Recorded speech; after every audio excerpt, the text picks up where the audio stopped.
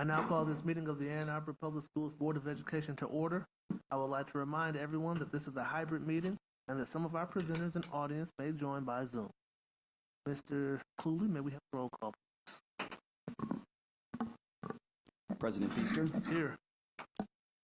Trustee Mohammed. Here. Trustee Schmidt. Present. Trustee Gaynor. Here. Trustee Basquette.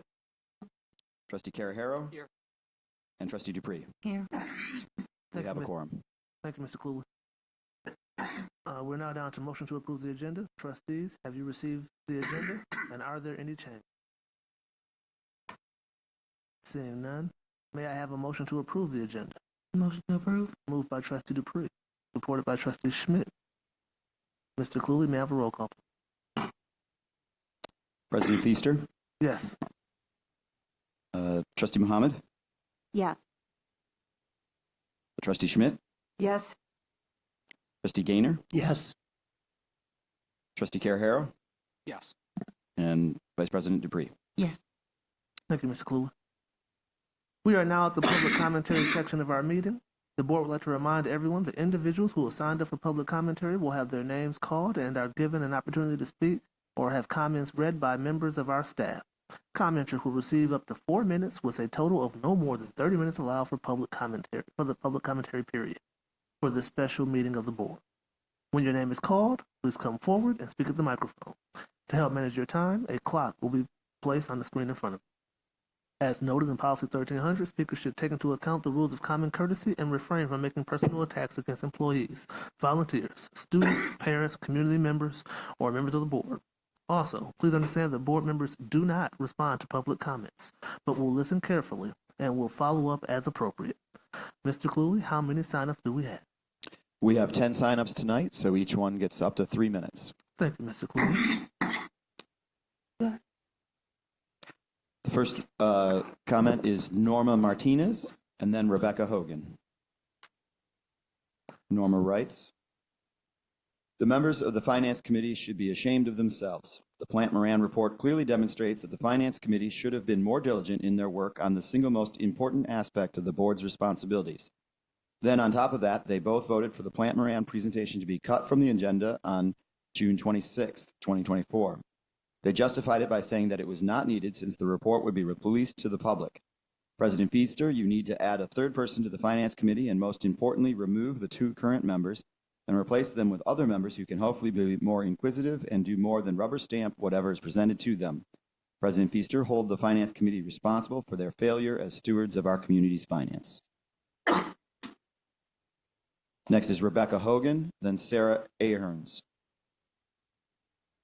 Rebecca writes, "Hi, my name is Becca Hogan, and I'm a parent of 1 current and 2 future AAPS students.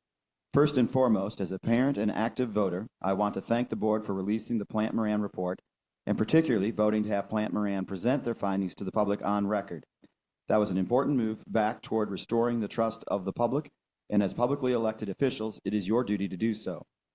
Next, I would like to share my perspective on the superintendent position and contract. The superintendent position is a difficult position which deserves fair and robust compensation. Ms. Parks fully deserves to be paid her worth and experience for leading our district. And at the same time, we are in the midst of a budgetary crisis for which Ms. Parks decided to lay off many professionals. Given this, I believe it more than fair to, as Ms. Parks, to have her yearly salary increases tied directly with those of her teachers across the district. If they get a 1.5% raise, so should she. And if they receive a 0% increase in their pay, so should she. Let her lead by example. Thank you for your work and consideration." Next is Sarah Aherns, and then Evelyn Doherty. Sarah writes, "My name is Dr. Sarah Aherns, and I am the mother of a Huron River rat and Clague cougar. BOE members should publicly take responsibility for their negligence and mismanagement of the budget. We thought teachers lost their jobs primarily because of a $14 million accounting error, but the Plant Moran report shows that the fault lies with you. Your failure to listen, reflect, and ask questions, your failure to do the job you are elected to do, resulted in the best teachers my kids have ever had losing their jobs.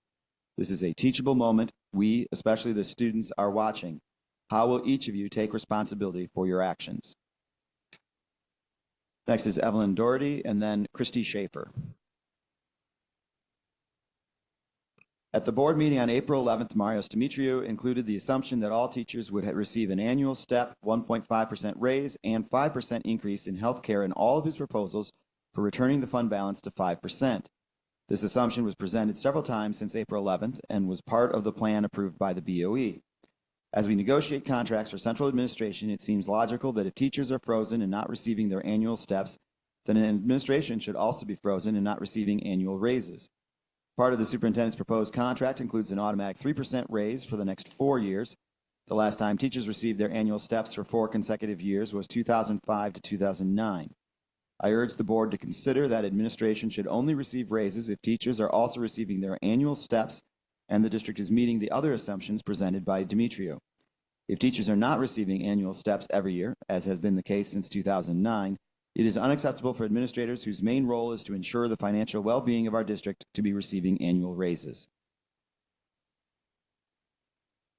Next is Christy Schaefer, then Morella Murphy-Murrow. Christy writes, "My name is Christy Schaefer, and I am an AAPS parent, teacher, and parent. I want to express my concern regarding the proposed compensation package for our new superintendent, Ms. Jazz Parks. This package represents an increase compared to our former superintendent's salary, although Ms. Parks has no previous experience as a superintendent. Additionally, this package was not provided to all board members in advance of the meeting and was discussed at the end of the meeting, which left insufficient time for proper review and discussion. Now, this meeting has been called less than 48 hours after the initial discussion, which doesn't allow the board or the community adequate time to consider the implications of this decision. We are being told that a new contract must be in place by July 1st. Is this true? Why was this compensation package presented with such a rushed timeline? It is necessary that we prioritize transparency and fiscal responsibility, especially as our district is in a budget crisis." Next is Morella Murphy-Murrow, and then Missy Plague. Today, the board is tasked with a call to equity. Your vote today will show the community where your values lie in a very concrete way. Do you value your labor force? Do you value the community's repeated and consistent pleas to have administration bear the weight of this financial crisis alongside the teachers? What legacy do you create with the decisions you are making? I urge the board to reconsider an automatic 3% raise as part of the superintendent's contract. This should be evaluated yearly or on the same cycle as teacher contracts. There should be a direct connection between administration raises and if teachers are also receiving their annual steps and the district is meeting the other assumptions presented by Mr. Dimitriou of a 1.5% yearly raise and a 5% reduction in health care costs, starting with the 24-25 school year. I'm eternally hopeful in every human truly knowing in their hearts the difference between right and wrong. I'm calling on you, along with my colleagues, the parents, and students of our district, to make the equitable choice. Next is Missy Plague, and then Devon Hutt-Weiss. Shame on Superintendent Parks for requesting an increase in salary and guaranteed raises over the next several years, while so many others in the district are seeing reductions in pay and loss of livelihood in this financial crisis. Ms. Parks, as a former and current member of central administration, is more culpable in the creation of this crisis than those who are losing their jobs, and yet she feels deserving of a raise. What a disgrace. This is a slap in the face to our teachers, our staff, and the families and students of the district. I'm asking the board to take a hard look at this proposal in light of the many comments from concerned community members over the past several meetings requesting reductions in costs at the central administration level.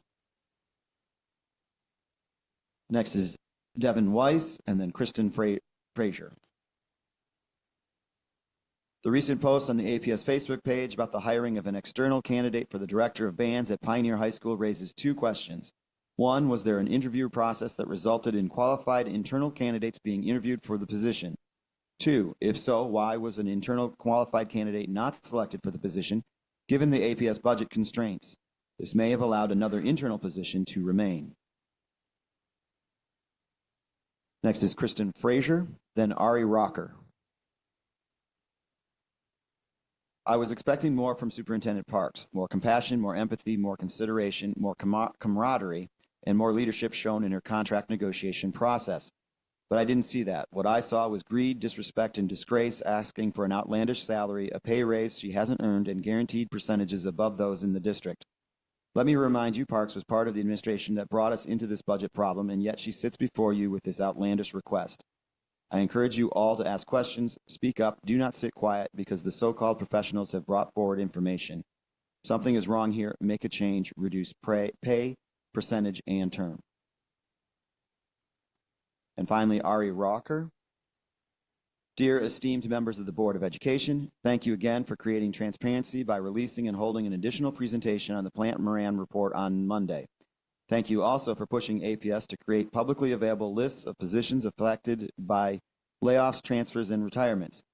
Please refer to the email I wrote to you earlier today about adopting a rule requiring the board to have a 1-week waiting period after receiving a major report before voting on any changes necessitated by that report. Also, I want to remind you that you need to understand how it looks to agree to a generous, well-deserved contract with Superintendent Parks, but not agreeing to steps in wage increases for student-facing staff. Please direct APS to negotiate for these things with the student-facing staff bargaining groups. Finally, please reach out to our elected representatives in Lansing, urging them to pass a supplemental budget to address the cuts to school safety, student mental health, and the lack of increase in the foundation allowance. What was passed was not enough. Thank you again for your hard work and your consideration. And that concludes public commentary. Thank you, Mr. Cluley. We appreciate hearing from our community. The board would like to thank everyone who spoke and shared their comments. We would like to note that all written comments, if submitted, are publicly available on board docs in the public commentary section of the agenda. I would like to make 2 clarifications. The first clarification being that the Plant Moran report did not find culpability on behalf of Ms. Parks. And so that statement that we heard multiple times today is simply inaccurate. The second being that in terms of the Finance Committee and the members on that committee who I appointed when I became president in January were not the Finance Committee for the 22-23 budget. I frankly wasn't here and don't know who was on the Finance Committee, but calling for those 2 members to be replaced is not solving any type of problem or issue. And I thank those 2 members for their willingness to serve on that committee. And I thank the members and trustees who served previously. The errors made were not intentional, obviously, and we all are doing our best to try to serve this district. I'd like to add to that. It was the same 2 people that were on last year. Okay. I think what people have to understand is that within the committee, we see the information, we ask initial questions, we try to tell staff, what we need to improve to bring it to the board. It comes to the board, decisions are made on the board. We do not make any decisions in committee. That deliberation happens as a full body. That's not the role of committees. Okay. Interestingly enough, one of the people mentioned a 3rd member. Well, I know that when people were assigned to committees, you took requests at the beginning, and people didn't always get their requests. That happened to me before. I didn't get on mine. And some people, we have 1 member who's not on any major committees because they didn't get what they wanted. Another is doing one. Another person lately wanted to be on finance, then changed their mind, said it wouldn't be a good fit. So, it's not, sometimes when people don't request that, it's like, well, who's going to do the work? So, I can only say, I'm sorry that this whole thing happened. I thought I was doing my due diligence. It obviously wasn't enough, and we're all going to try to improve. Thank you, Trustee Gannon. The statement isn't to impugn the integrity or ability of those on the Finance Committee. At the beginning of the year, the Finance Committee and Bond Committee had only 2 members. President Feaster asked if I would serve on one. I said I would and chose the Finance Committee. And with several reminders over the next several months, I still wasn't placed on it. I made another request about the time of the last Finance Committee meeting, and President Feaster, you can do any clarifications if you would. What I remember you saying is you thought, 2 things. One is that being placed on the committee at this point might make it look like I bore more responsibility for the work in the past, and that wasn't fair to me. we also discussed, and I reluctantly agreed, given the comments during the Finance Committee, that it would not be a good fit with me being on the same committee as the two current members, and I reluctantly agreed, although for 5 months I had offered to and really pleaded to be put on that committee. Thank you, Trustee Gainer. All right. I believe we're down to board action, approval of the superintendent contract. Okay. In your board dockets packet, we do have a resolution and a motion. We have our attorney here, Mr. Comsa, to go through any questions or concerns the trustees might have, and he can update the board and the community as to the changes that there are in the contract. Mr. Comsa.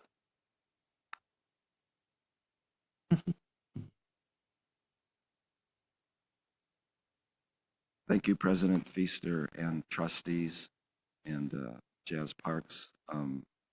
We have arrived at an agreement for the superintendent's administrative contract.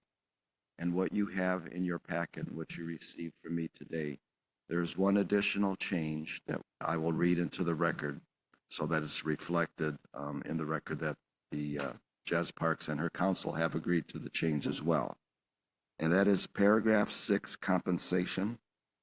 The last sentence will now read, for the term of this agreement commencing July 1st, 2025, and each July 1st thereafter, the superintendent shall receive an increase in her then effect base salary commensurate with the increases received by other employee groups.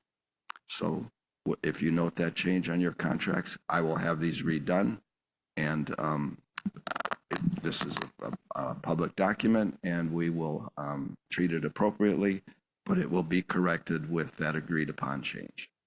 And I want to thank Ms. Parks and her counsel, Marie Sneed, and the board for this was a long process. I contributed to part of the delay, and I apologize for that, but I appreciate the understanding of the board and all parties concerned.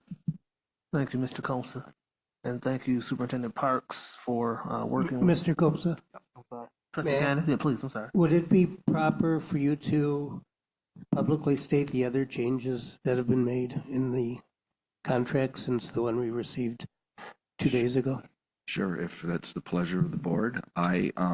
Since this is now a public document, since the original contract that you had, Ms. Parks and her counsel have made 3 changes. One of which is her first year compensation is the same as she has been receiving. There is no increase in her compensation for salary.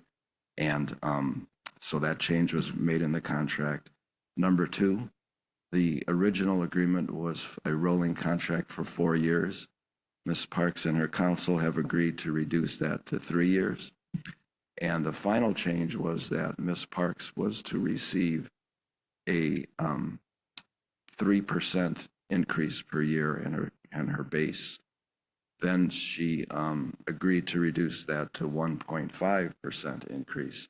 And finally, the last change is Ms. Parks and her counsel agreed that the only increase she'll receive to her base salary is the same as all other employee groups. So I think that addresses some of the comments that we heard in public comment as well.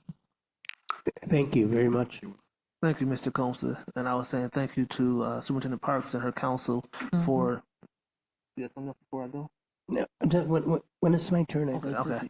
to Thank you to you and your counsel for negotiating with Mr. Comsa and with the board, and for working to come to a agreement for the benefit of the district. And I personally, and I think the board, thanks you for your willingness to negotiate these terms. Mr. Trustee Gainer. Thank you. I also want to thank all parties concerned with the negotiations, Ms. Parks, Mr. Comsa, the other lawyers.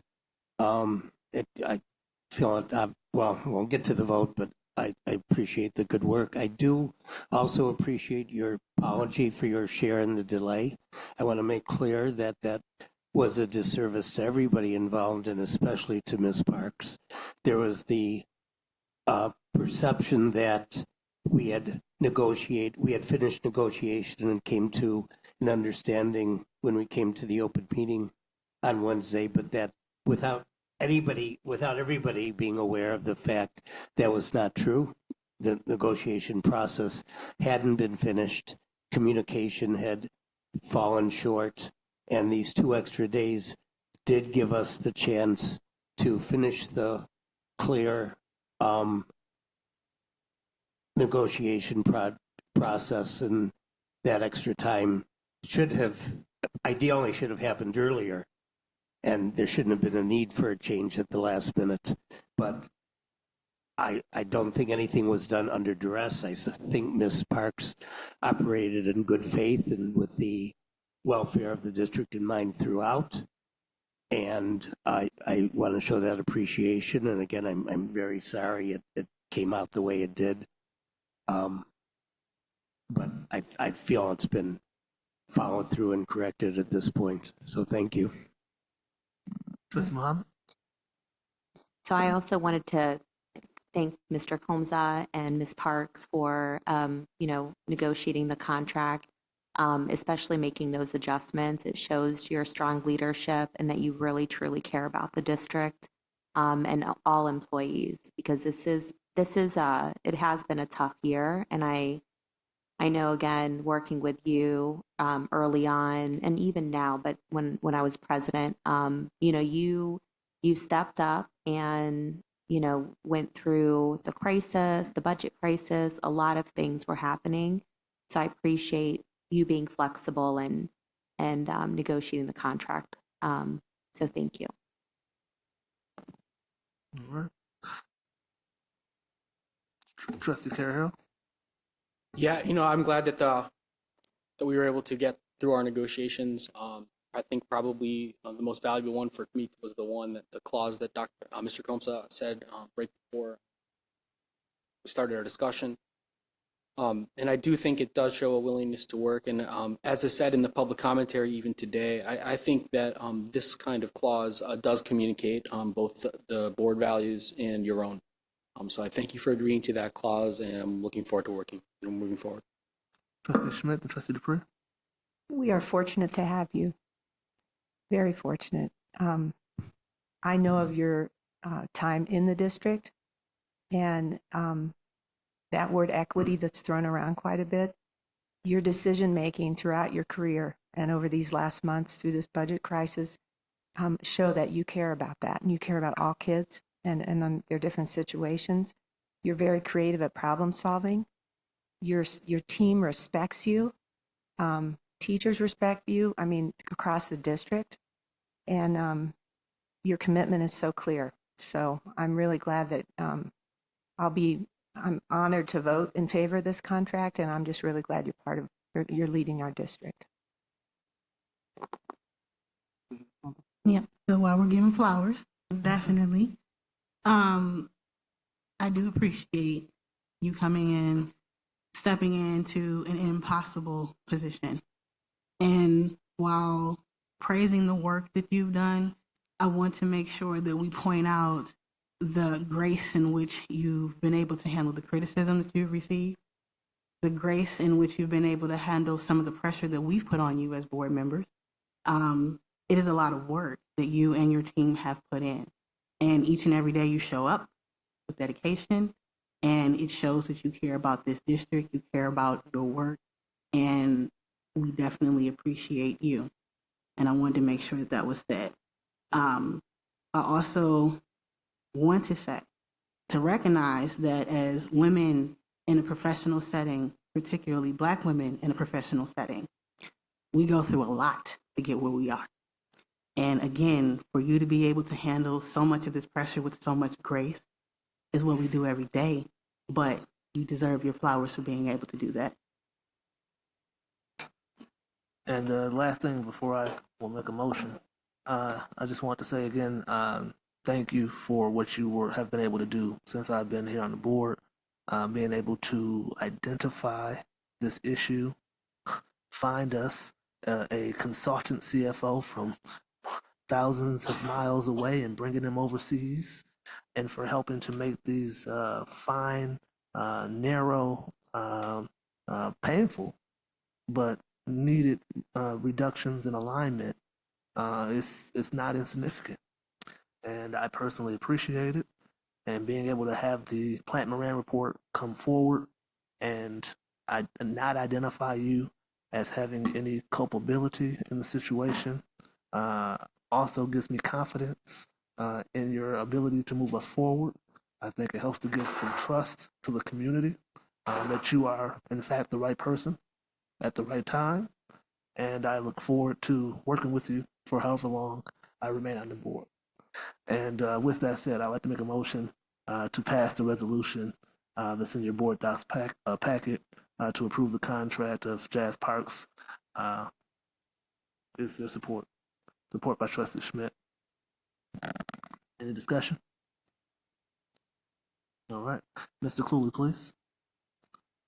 Vice President Dupree, Yes. Trustee Schmidt, Yes. Trustee Caraharo, Yes. Trustee Mohammed, Yes. President Feaster, Yes, definitely. Trustee Gaynor. Yes. Motion passes 6-0. Thank you. And with that, trustees, I will now entertain a motion to adjourn the meeting by voice vote. So moved. Moved by Trustee Schmidt, support by Trustee Dupree. All in favor say yes. Yes. Yes. Any opposed say no. The meeting is adjourned at 7:27 p.m. Thank you.